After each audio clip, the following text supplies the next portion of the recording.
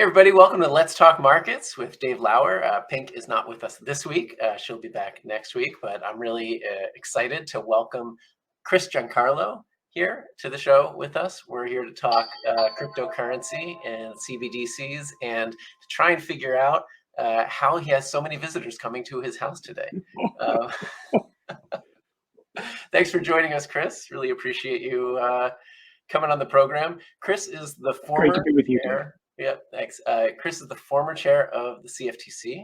He is the chairman of the Digital Dollar Project and a senior counsel at Wilkie Farr and Gallagher. So a lot of legal experience, a lot of regulatory experience.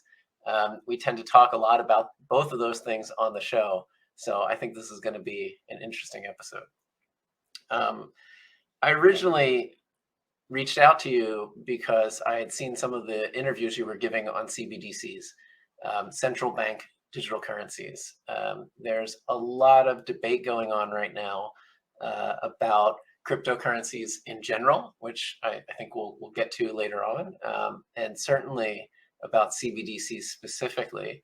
And I'll say this, I've learned more about CBDCs in the last 2 weeks than I had in years previous. So I think I actually found it to be a fascinating topic, and I actually really like. And I'm not gonna say that I am someone who falls on the right. In fact, I tend to be very centrist. But I found a lot of your arguments and the pieces that you've put out very compelling in terms of why we should embrace CBDCs and what we should want out of them. And so I guess let's just start really quick with the Digital Dollar Project, because I think that's a good place to start. Just I'd like you to go over what is it and what is it that you hope to accomplish with it. Thanks for that cue up, Dave, and thanks for this opportunity to talk about the work we're doing at the Digital Dollar Project. Let me start by a disclaimer, and I think it's an important one, because CBDC has now entered the Washington political realm, where it's either being praised or demagogued every day. So let me make this important disclaimer. Neither I nor the Digital Dollar Project advocate for the United States to deploy a central bank digital currency. Okay. So let me get that out of the way. What do we do, however? What we do, however, is take note of the fact that over 130 countries around the world are experimenting with central bank digital currency. And it's projected by the Bank for International Settlements that by 2030, there will be 14 live retail CBDCs and 11 wholesale CBDCs operating in the world, including China's digital yuan, which is already in the hands of 240 million Chinese wallet holders, a digital euro, which is planned to go live in the next 24 months, a digital pound, which is under consideration. So central bank digital currency is coming to the globe, whether the US deploys one or not. At the same time, as has been discussed in many of your podcasts, stable coins are quickly proliferating around the world, many of those based upon the dollar. And of course, we have the continued development, viability, and expansion of decentralized systems of value like Bitcoin, which is now approved for sale in ETFs and will be in 401ks of American citizens very rapidly. So with all of the development going on of central bank digital currency, of non-sovereign digital currency in the form of stable coins, and with decentralized systems of value like Bitcoin and Ethereum, why did we form the Digital Dollar Project? Mm-hmm. We formed it to ask this question: how do we future-proof the dollar? How do we preserve, if not enhance, its reserve currency status? And how, most importantly, do we protect and preserve the values that I at least believe the dollar is based upon? Values of free economic activity, of free enterprise, of free global trade, and of economic liberty and economic privacy within one's lawful financial transactions. Privacy from both big tech, big bank, and big government exploitation. So with all of that going on, how do we look at the dollar in this coming world of decentralized and centralized systems of value, some run by governments, some run by big tech companies. That's what we're formed to do. That's the question we're asking. And when you take the politics out of it, when you take people in Congress and running for president saying we'll never have a central bank digital currency, you've got others saying that the Fed should do this. I believe that before we talk about deploying something like this, we need to start thinking about how do we preserve the dollar in this environment. Now, I'll give you one example. There seems to be this shallow analysis that says, at least on the right, CBDC's bad, stablecoin's good, and on the left, stablecoin's bad, CBDC's good. That's a real rough calculus, probably untrue in many regards, but it's a rough calculus. Fact of the matter is, both stablecoins and CBDCs can be terribly exploitive of our economic liberty. In fact, there's nothing about a stablecoin that makes it more privacy protecting than a central bank digital currency. Anybody thinks that either big banks or big tech companies are not going to analyze, suck out all of that data and analyze it for its commercial purpose are fooling themselves. And as we've seen with social media, government's only too happy to pressure private companies to do their bidding, to censor certain activity, to surveil certain activity when it's done by the private sector. And to think that stablecoin operators won't face enormous pressure to hand over the data or surveil the data or censor the data are fooling themselves. So the issues of future-proofing the dollar, preserving its reserve currency status, and most importantly, protecting the privileges and the rights, the constitutional rights on which the dollar is built, are just important in a world of non-sovereign operation of systems of value as they are in sovereign operation of systems of value. That's such a critical point, right? We spoke actually a few podcast episodes ago with an analyst, an equity analyst. His name was Peruvian Bull. And he talked extensively about the privileges that the US enjoys as the reserve currency. And I think maybe people don't quite appreciate the level of economic activity that is facilitated in the US simply by nature of being a reserve currency and essentially being able to borrow in an almost unlimited fashion. And certainly that can lead to some bad behavior, undoubtedly, but it really does provide an economic foundation that allows the US to sort of lead the world in many ways. And when I read some of the material that you had sent over ahead of time, I found that we often try, and we do this with so many different issues.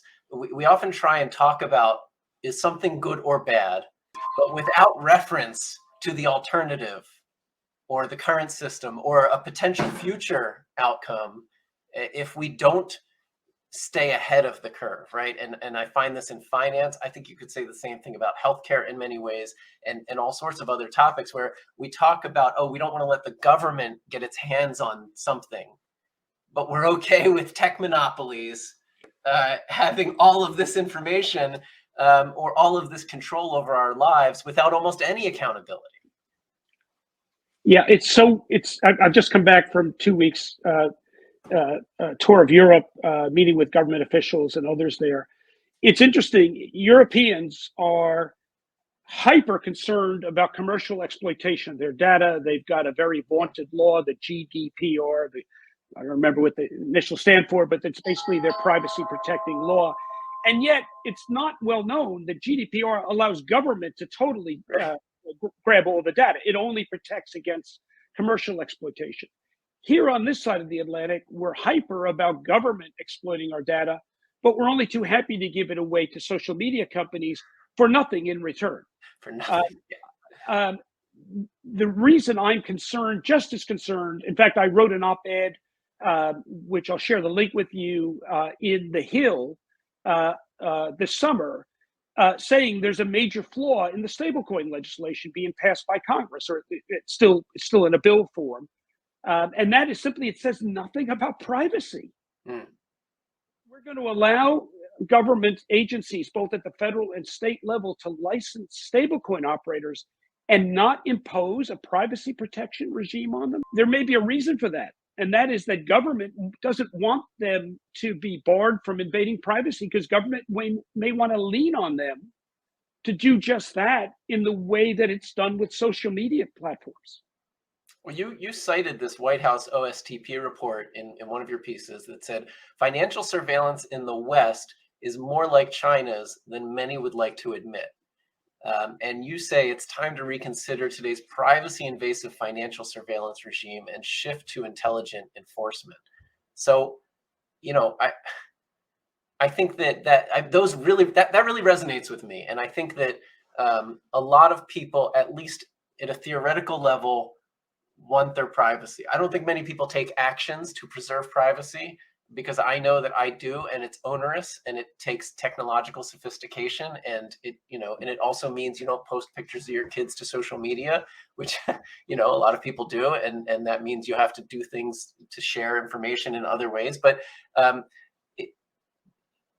do you think that people really want privacy, or is it something they just say because they think they should, and yet their actions say otherwise? Well, here's what I'd say: people are busy, and in our complicated world we live in, it's hard when you're making a million decisions a day about what to click on, what not to click on, what to allow, and you want a quick download of the data you're trying to assess, and we click through contracts. I mean, some of that is simply because of overload. I have a lot of trust in free people and free societies like ours that they do want to protect their privacy, but they have to make a calculus almost with every choice. So look, I think people are busy. I don't think that people don't care. I do think they care, but they've got to do this daily calculus of every click they make. I do think, though, people have become desensitized. And I grew up in a world where there was no TSA before 9/11. And I've just come back from traveling, and can't tell you how many TSA stops I went through. And after a while, you really start wondering whether this is really to catch bad guys, or whether this is something of a desensitization of us for our own person in person. And I think to some degree, we've become desensitized to the amount of surveillance that takes place in our existing traditional financial system. Yeah. Every day. I have a mechanic. I'm an old car guy, and I've got a mechanic who's a young guy. He's got a small shop, and he's doing some work on an old Buick I've got. I recently had to send him $20,000 for a new engine, and his bank shut him down because he had never taken a $20,000 receipt before, and he couldn't pay his staff. And they made no apologies about it 5 days later when they reopened his account. They simply said, well, we didn't recognize either the sender or the size of your account, and so we shut you down. So I think we've become desensitized to the extent to which we've surrendered financial liberty, financial autonomy in our existing bank-based system. And to some degree, I think that a lot of the efforts of the current administration around crypto is to try to impose some of the same restrictions, some of the same access limitations to the crypto environment that they've imposed upon the banking environment that we as a society have come to accept. And now we're learning the degree to which surveillance and censorship has taken place in social media. I'm very much afraid we're going to face the same thing in digital systems of value, and that's a lot of my effort is to try to awaken society to our core values as a free people, and to make sure that the promise of this internet of value revolution can really be realized. And I hate to see a similar thing happen. We were so excited about the early phase of the internet because we thought that we could disintermediate gatekeepers like telephone companies and the like, only to find we've got huge centralization powers. And I'd hate to see the same thing happen in this very promising internet of value, but where we find centralization for the sake of centralization, not necessarily to add value. And I'd hate to see the same type of surveillance that, quite frankly, is present.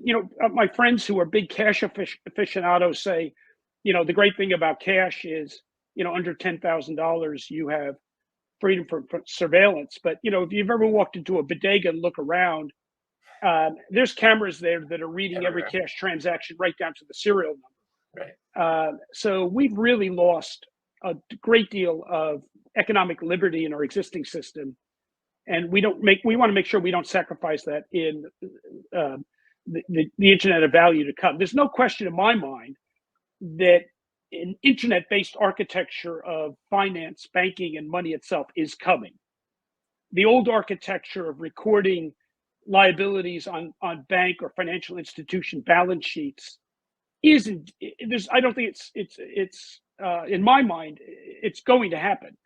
We're going to record value on internet-based protocols, some permission, some permissionless, in the future. To think that somehow the internet that changed everything we know about social media, about online shopping, about communications, is going to stop and leave finance unaffected is just naive. The internet is going to transform it.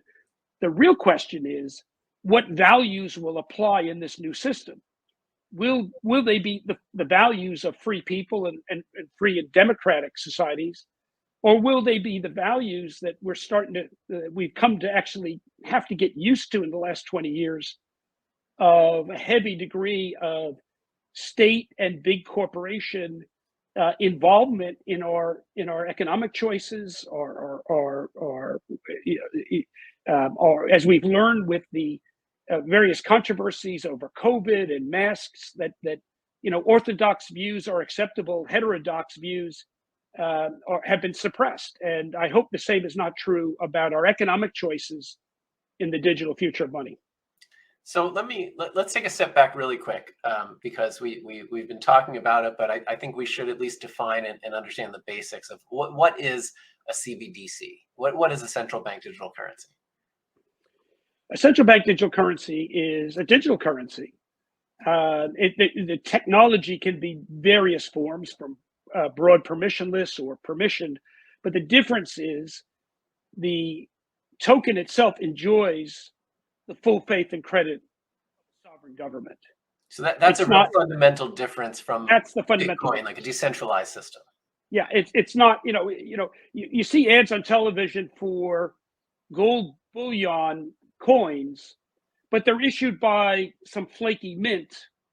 They don't enjoy the full faith and credit of a government. Now, they may be valuable because the gold content, but you can't trade them over the counter the way you can a quarter or a nickel.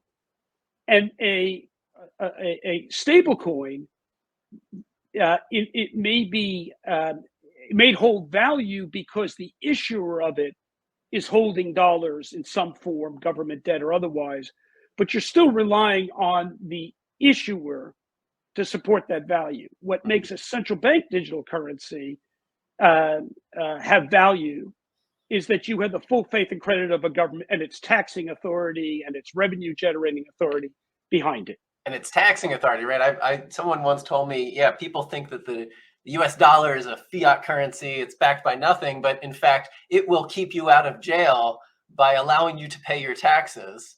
Exactly. Right? And the point you made is the important one. There's two things, and they both have to do with tax. It's the government's ability to tax you to raise the money to pay its debts, but it's also its requirement that when you pay your tax, the only thing you can pay it in is dollar denominated. You can't pay your tax in your farm property out in the country. You can't pay your tax in the 3 automobiles you own or whatever. You can only pay your tax in a dollar denominated instrument. That's very powerful. And for those countries that are moving forward with central bank digital currency, it would not surprise me as a way of doing away with other systems of value that they require you to pay tax in that digital currency. Okay, so I think that when a lot of people hear all of this, and in a very fair way, they think this is another mechanism of control and surveillance. and probably because of how far gone we already are Right. in terms of both the surveillance and censorship we're subjected to online, but just as you discuss in these various pieces, the surveillance that is already in our financial system. And I asked the question on Twitter just before this. I said, what questions would you have on the topic? And I didn't get a ton of questions. I got a lot of, opinions. Denunciations. Yes, denunciations for sure. It's a mix of a CBDC with privacy would be impossible. Or But that's not true. That's not true. communism.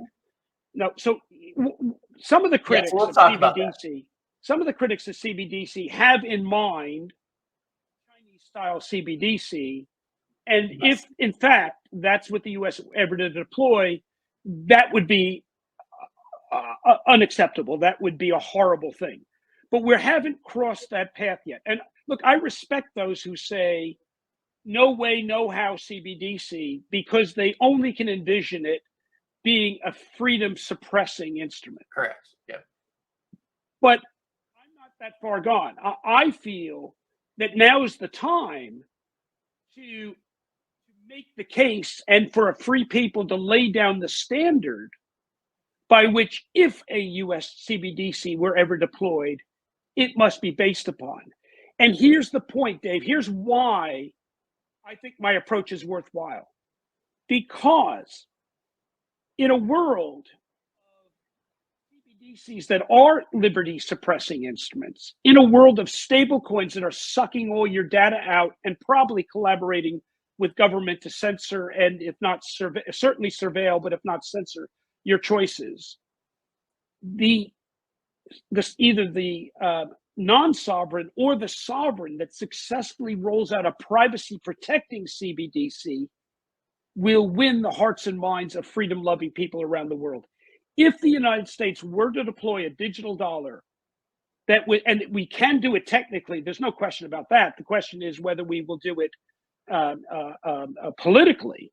But were we to roll out a digital dollar that successfully protects people's privacies, that could not be surveilled and could not be censored, we would win the hearts and minds of generations to come. And even if the United States economy is eclipsed by China, even if we become, we continue to issue debt, because of the values coded in a privacy protecting digital dollar, it would be the aspirational currency for people in the world around. That's why I believe it's worthwhile to get out there and argue for privacy protecting the digital dollar, because I think it could enhance the United States if we could get it right. But I'm not naive. I know the dangers if we get it wrong. I don't think anybody has been as outspoken as I am about those very dangers. But I'm not willing to do the just say no to CBDC, because, we tried that. We tried that in this country in the 1970s with nuclear power. Mm-hmm. We said nuclear power is so dangerous, so just say no, let's have no nuclear power. Well, we didn't exactly ban nuclear power. We certainly gave up leadership in nuclear power development to our economic competitors like France, which has successfully built a very safe nuclear power industry that has made the country less dependent on fossil fuels and has given them energy independence in a way that some of their neighbors like Germany have not. And so I think the just say no to CBDC reminds me of the just say no to nuclear power arguments of the 1970s. I think it is unbecoming of an engineering leading country like the United States, of an aspirational society. I think what we should do is say, let's not deploy a digital dollar until we've worked out these issues of privacy. Let's not deploy a digital dollar until we can do it democratically. But let's lead the world in arguing for liberty protection now. And let's not basically say, well, let stablecoin operators do it. Let them run digital future of money without putting any restraints on their ability to infiltrate our privacy. Yeah, I found one of the more compelling arguments, I think, in the piece that you wrote for the AEI, where you talked about the belt and suspenders, project from China, which is they're out there all over the world financing infrastructure projects, and the idea that they won't also eventually seek to export their electronic yuan is silly. Of course they will, and to me that means that this isn't something necessarily that's terribly optional for the US, right? It's something that if we want to, as you're saying, cede leadership on the global stage, then sure, say no.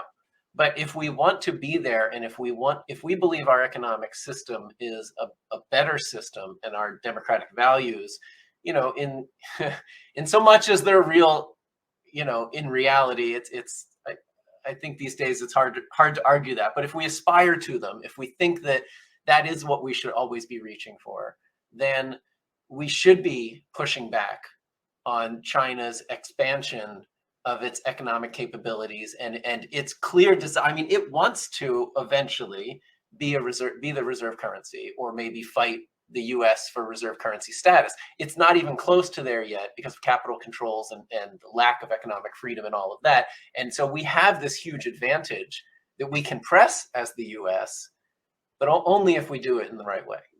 Yeah, and Dave, and also here's the other drawback to the just say no to CBDC argument. So what does that mean? So we're okay with the status quo? Yeah. So what that says is fine. We're going to leave the dollar as an analog instrument in a future digital world of value, Yeah. which means that, by the way, when there's a run on a stable coin, where will they go when they want to go from a corporate issued instrument to a sovereign? They'll go to a digital euro, because they won't be able to go to a digital dollar because there won't be one. But more importantly, we're relegating ourselves to this continuously or continually increasing bank-based surveillance system. Bank-based. We just now learned that the Biden administration instructed banks to surveil certain transactions that contain certain phrases in them, right? Mm-hmm. So we're being surveilled, we're being censored in our existing. And look, I'm not a tinfoil hat guy. I mean, anybody knows my work knows that, like you, Dave, I'm very centrist. I was very centrist during my time in government, but I view this Internet of Value as an opportunity to improve not just the technical failures of TradFi, but the creeping breakdown of our democratic values in TradFi, and move to a digital future where we can reassert our values of. And I do think that our Fourth Amendment does provide American citizens with a zone of privacy, just as we enjoy privacy in our homes, privacy in our automobiles when we're acting in otherwise law-abiding activities. We should enjoy a zone of privacy in our economic choices as well. And I think this new evolution in the architecture of money, an internet-based architecture of money, we should see it as an opportunity to reassert these values and get it right, and once again lead the world, because the world will say, well, the Americans got this right. There's privacy in their dollar that's not in the digital euro, and certainly won't be in the digital yuan. And I think that will support our dollar, will support our economy. And I think as it would in line with the great traditions of American innovation. Let me actually give a little, very short history lesson that I think you'll appreciate. 30 years ago, when the Internet of Information came around, what did the United States do? The United States led global efforts to make sure that closed societies couldn't close the Internet for their home markets, that the Internet was an open architecture. The world loved the fact that we led that, and it's created the Internet that we know it today. Well, 30 years later, we've got a new architecture of the Internet. This is an Internet of value. And the United States is absent from most of the global conclaves that are debating the value system. And guess who's leading them? China. Mm-hmm. And China wants to make sure that the Internet of value is one that is safe for closed societies, one that is safe for surveillance, one that is safe for censorship and control. And the United States is absent. And these people that just say no to CBDC are actually making sure the United States remains absent from those global standard setting bodies. What we need to do today is what we did 30 years ago. We need to be at the table, at the leadership table, leading with our values. We can make a decision later on about whether to deploy a digital dollar or not. But today, we need to be leading to make sure that the Internet of Value is one that is safe for freedom-loving people, that is safe, that is free from surveillance, free from censorship, and yet can be balanced with law enforcement. And this is what I talked about in that AEI article that you mentioned.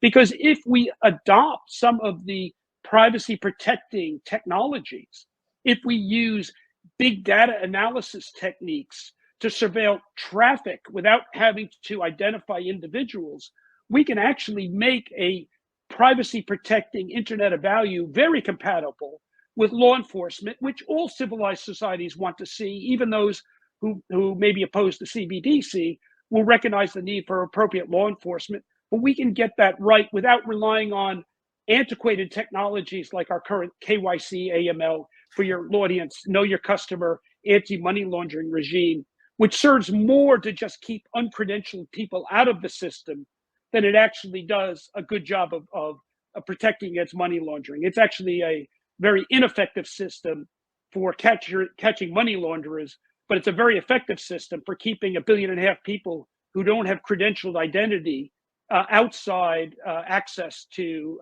financial support and assistance. Yeah, I hadn't really heard the current system of financial surveillance portrayed in such a regressive way before, and it makes perfect sense, right? And it's the people who have the least resources to fight or, game the system that are the ones that are hurt.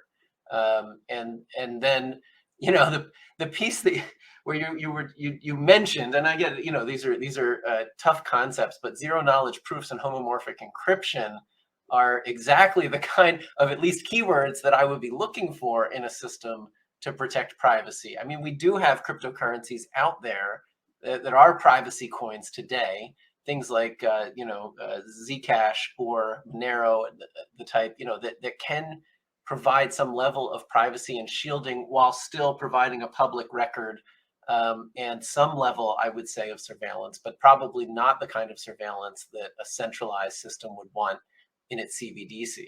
So let me ask you one question here.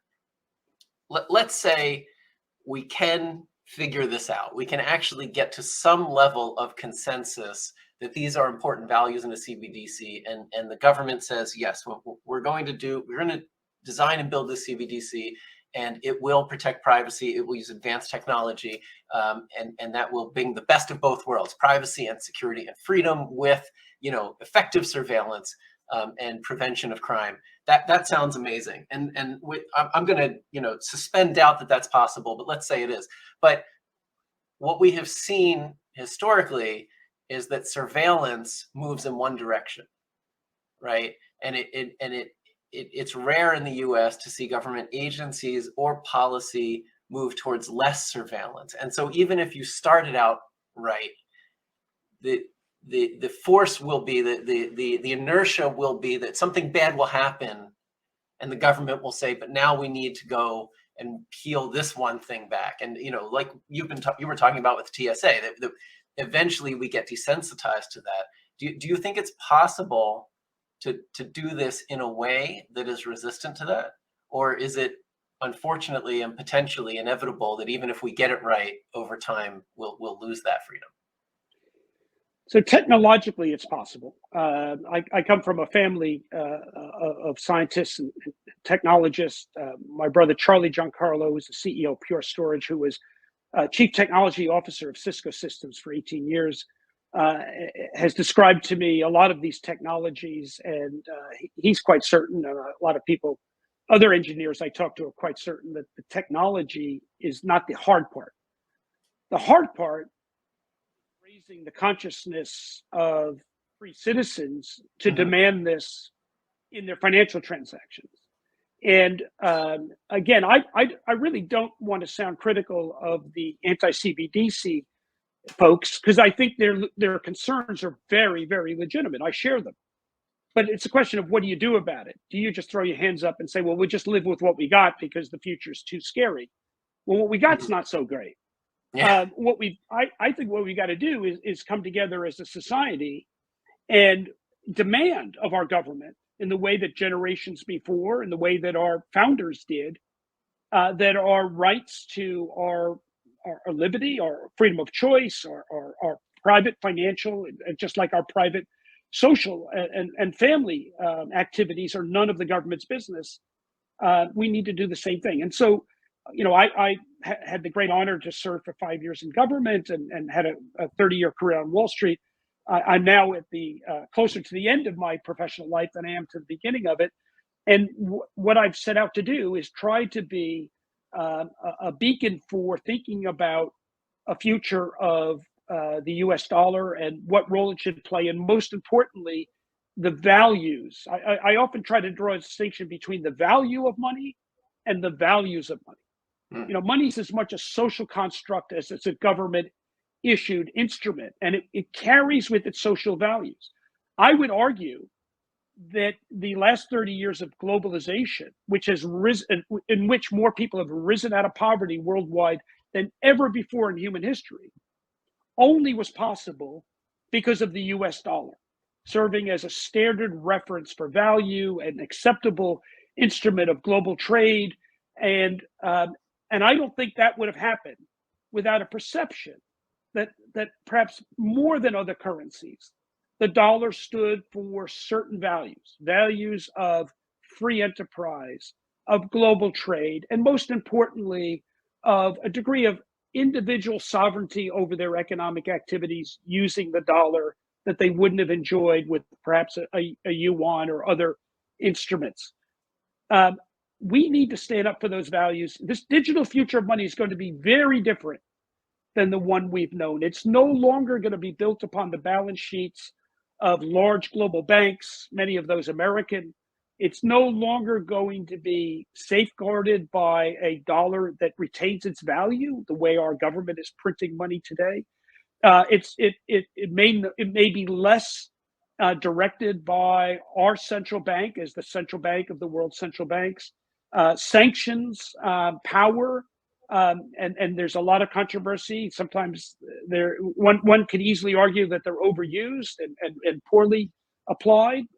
Sanctions will have no power over digital currency systems operated by countries that are adverse to us. So the future of a digital architecture of money is going to be very different than the previous architecture of money. It's also going to provide a lot of opportunities for greater access, for greater financial inclusion, for lower cost, lower latency, lower friction. But you can analyze the good, you can analyze the bad, but the thing about the technology is it happens anyway. And this new architecture of value is going to come, and we as Americans need to be thinking about, how do we future-proof the dollar for this world? How do we protect it and perhaps enhance its reserve currency status? And how do we build upon the values that made the dollar so attractive? All right. Well, this has been fascinating. I'm really, I think there's a lot, this has given us a lot to think about. I want to ask you, outside of CBDCs, I want to ask you about regulation of cryptocurrencies and the US's approach. You are someone who, as chair of the CFTC through a very pivotal time from a cryptocurrency perspective, played quite a role in at least the US's initial approach. And so I'm curious, what do you think of the way that the SEC has approached cryptocurrencies over the last couple of years? And to what extent do you agree or disagree that some or many of these cryptocurrencies are securities? Well, a couple of things there. First of all, this division between securities and commodities is entirely a United States issue. It doesn't exist. I've ranted on this issue many times as so emblematic of the deficiencies of the U.S. Given that, you know this better than anyone, that the only reason we regulate these things differently is because of turf battles in Congress, right? Right. And so, we have these. It's sort of like, the ancient scholastics in Europe arguing over how many angels can dance in the head of a pin. Who cares? But they argue over it. They did. And to some degree, this is people from the outside of the United States look at us with this, debate over commodities and securities. It's entirely a U.S. intramural argument that has no relevance, perhaps in the rest of the world, but has enormous relevance here. And to some degree, that argument at least for the last 3 years or so, has delayed the United States' engagement, regulatory engagement with crypto, I think to the detriment of development of this architecture, this technology here in the United States. I wrote a book, Crypto Dad, The Fight for the Future of Money, about my experience at the CFTC as its chairman. I didn't go to the CFTC to really work on crypto. I went because I'm a swaps expert. I spent my career on Wall Street building a global network for the trading of swaps. We weren't a trading house. We were an exchange for things that didn't trade on exchange. And the Dodd-Frank reforms, many of which I supported, many of them were handed to the CFTC. And President Obama, to whom I remain grateful, asked me to serve there and bring my expertise to help work out those regulations. And the CFTC was ahead of most other agencies, both domestically and worldwide, in implementing some very fundamental reforms to the swap market, which I think have served generally quite well. Not perfectly, but generally well. But it was when I was there that crypto really came on big. First thing I did as becoming chair in January of 2017 is began work that led to the creation of Lab CFTC, which gained speed very rapidly under Daniel Gorfine. And by the summer of 2017, the CFTC, the 4 commissioners in then my as chairman's conference room, were doing synthetic mining of Bitcoin. 2017. And we were doing that because we wanted to understand. And we thought the only way we can understand was to roll up our sleeves and really engage with this technology. And so it was the watchword of my agency, we're going to engage with this. And when we were approached in the third quarter of 2017 by CBOE and the Chicago Mercantile Exchange, Chicago Board of Options, to list Bitcoin-based futures on our regulated under our regulated oversight, my instinct was not to put out my arm and put out the Heisman and say stop. My instinct was to say, well, if people are trading this, let's build a proper market around it. And we created a system called heightened scrutiny. We announced we were going to give, because it was new, we were going to give crypto applications a higher degree of scrutiny. But if you met the scrutiny, we were going to go forward. Mm-hmm. And I received calls both from a few US regulators, but a lot of overseas, mostly European regulators, saying, do not do this. If you do this, you are going to legitimize Bitcoin. Mm. And I said, well, I'm a regulator. It's not for me to legitimize a product that's legal. If Congress wants to outlaw it, that's one thing. Right. But if it's legal, my job is to build a regulatory structure around it to protect the unwary from people that would seek to do fraud and manipulation. But that's my job. My job is not to, like Caesar, to go up or down. That's not my choice. Yeah, the US does not have a merits-based financial regulatory system, right? It's disclosure-based. Exactly. It's important for people to understand, right? Exactly. We don't get to make those value choices as regulators. We have a duty to protect people from fraud and manipulation. And therefore, we have a duty to create a regulatory structure that works so that people that wish to engage in the asset class can trade it safely and securely. And so to me, it was very, very clear. And in December 1st, 2017, we announced that Bitcoin futures would go forward. And they were launched on CBOE, I think it was on the 10th of December, and CME, Chicago Mercantile Exchange, on the 17th. It might have been the 19th of December, 2017. And today, 5 years later, that marketplace is liquid, transparent, it is well regulated, and it is relatively free of fraud and manipulation. And then later steps we took to create a system where crypto clearing could take place bore fruit, as we saw with FTX. When that failed, the one piece of the FTX empire that didn't fail was the piece overseen by the CFTC. So the point I'm making is that by engaging with the asset class, I think we actually honored our duties and brought to it a degree of stability and clarity and transparency that is the mission. And it wasn't long after that green lighting in February 2018, I was actually hauled before the Senate Banking Committee and asked to justify our decision to go forward. And, being somewhat anxious about that hearing under all the lights, the Senate Banking Committee really imposes its full weight of authority on its people giving testimony by placing them at small It's little intimidating. tables. And all the senators are up on a dais about 10 feet Yeah. off the ground. And so you got to crane your neck up to look at them. And in preparing for that hearing, I prepared like a 30-page, 200-footnote summary of every decision we had made. But it was time to actually speak, and the lights went on, and the little light at your desk goes from red to green, and it starts counting down from 5 minutes to 0. I pushed my papers away. I said, senators, I know I'm here as the chairman of a federal regulatory agency, but I just want to talk to you for a minute as a dad. Mm-hmm. And I explained that my kids, who I tried to interest in the stock market from the time they were teenagers, and they had no interest whatsoever, suddenly we're only talking about crypto and wanted to know everything about it. And I said, look, you probably experienced some of the same conversations at your own dinner tables or with your grandkids. And I could see a few heads nodding on the dais up there, and I knew I kind of had their attention. And I said, look, I think we owe it to them to approach this innovation not with disdain and dismissiveness, but with a mature, bring the maturity we have to kind of bring a sensible regulatory structure around it, so they can explore this innovation in a smart and sensible way. And when I went into that hearing that morning, I had about 1,500 Twitter followers. But after I said we need to approach it in a sensible way, suddenly my Twitter handle exploded, and I got all these nicknames, including Crypto Dad, for my talking about it, saying I want to talk to him as a dad.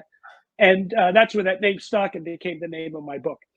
The reason I tell this story, Dave, is because where I think the SEC has gone wrong over the last three or 4 years is they haven't taken the same approach. And that is, it's not their job to tell people what to invest in or what to experiment with or what innovation to do. It's their job to put an appropriate, balanced, thoughtful, well-considered regulatory structure around it so that people can get on with their lives. And if Bitcoin is something they want to invest in, God bless them, go for it. If something they don't want to touch, that's fine too.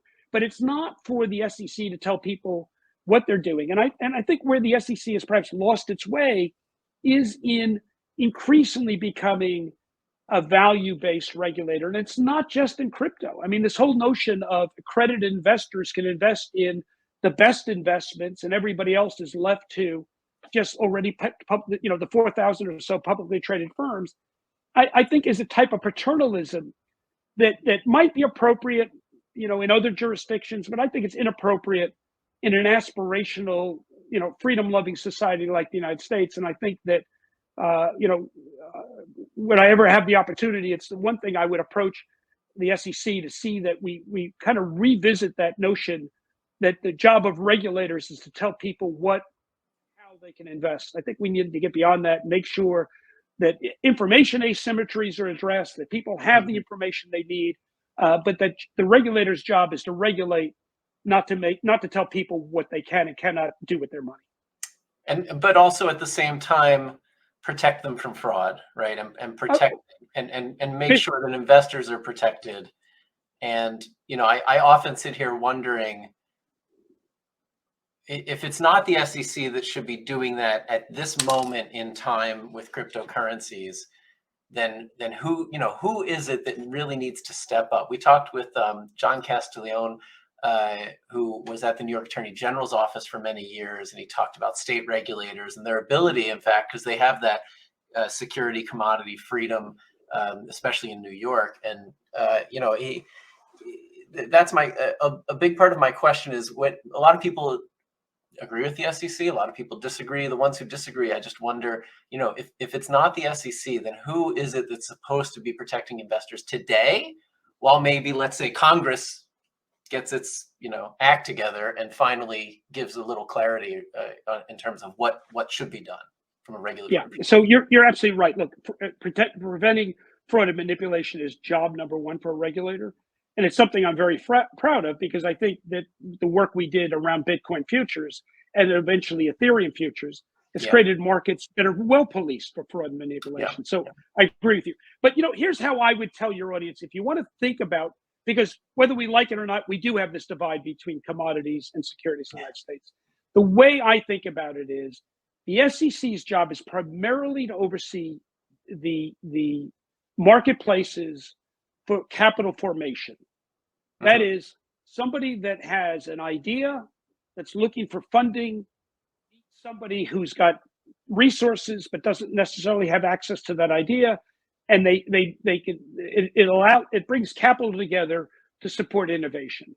And if that's basically what's going on, that's what the SEC serves to do. That's not what the CFTC does. The CFTC oversees markets for risk transfer, i.e., I own an asset. I might own oil, and I'm worried about its price going down. I might be a farmer producing wheat, and I know what my planting costs are. I know what my harvesting costs are, but I don't know what the wheat is going to go for at market 6 months from now, and I need to protect that price. So the CFTC oversees markets where risk is transferred from those who have it but don't wish to bear it, i.e. a farmer, an oil producer, an exporter who's got foreign exchange risk, to someone who is willing to bear that risk for a fee. And so if it is risk transfer, risk protecting markets, that's the CFTC. If it is, now that's a broad generalization, like most broad generalizations, but people might argue, why do these two agencies exist? There is a philosophical underpinning. It's not just congressional politics, ag committees overseeing, commodity markets and banking committees overseeing securities markets. There is a philosophical reason. And, if you think about it, when we at the CFTC, you had Justin Slaughter on a couple episodes ago. Justin was at the CFTC with me, and he in your interview remembered when in 2015 the CFTC declared Bitcoin to be a commodity. Well, that was the right choice. Why is Bitcoin a commodity? Because it actually functions very much like a commodity. There is no central issuer there. The instruments are fungible, and people that own them do have price risk that they do need to hedge. And here's one other thing, Dave, that your audience may not have thought about, but I'd like to share.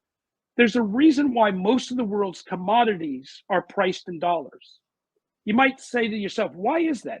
China is the largest importer of iron ore, the largest importer of soybeans, and yet they're priced in dollars. They're not priced in yuan. Why is that? Well, the reason they're priced in dollars is not because of the spot market or the physical market, but because of the derivatives market, the futures market, where people pay to hedge their price risk.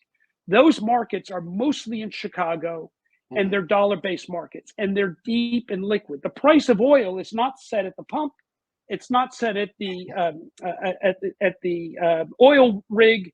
It's actually set in the Chicago futures market, and it's set in dollars. And I'll say one thing on air for your audience.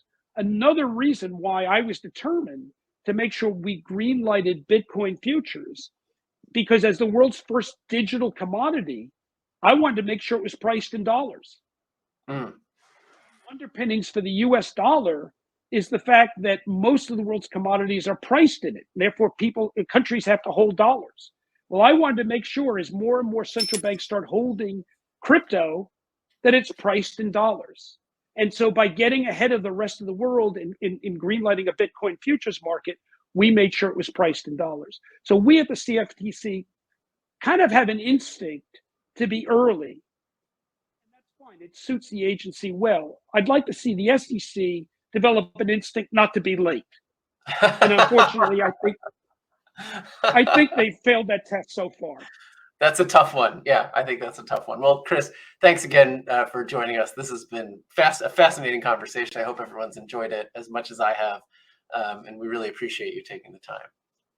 Great to be with you, Dave. Let's do it again. Absolutely. And I thank you all for listening and supporting the podcast. Again, make sure to subscribe, leave us a rating on whatever platform you're listening to. And next week, we're going to get back to our monthly macro and markets episode with our great panel. And so I hope you'll join us then. And again, thanks, Chris, for joining us. And we'll see you all next week.